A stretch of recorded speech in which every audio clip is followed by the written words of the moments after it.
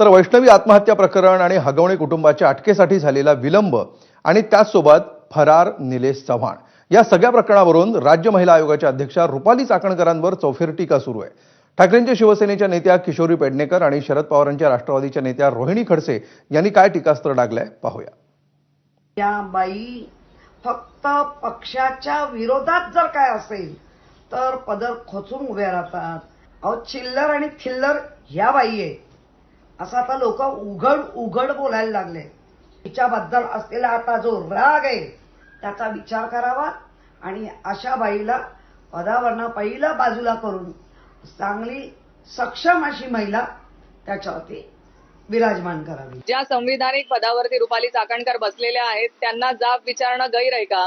तुम्ही तुमच्या कर्तव्यामध्ये कसूर केलेली असेल तर महाराष्ट्रातल्या माता भगिनी तुम्हाला जाब विचारणारच। तुम्ही त्यांचं उत्तर हे प्रेमानेच देणं तुमचं बंधनकारक आहे। त्यांचं रुपाली चाकणकरांचं पद जाणारच आहे। त्याच्यामुळे आता हे वैफल्यग्रस्तातून ह्या भावनेतून हे सगळे प्रकार होत आहेत।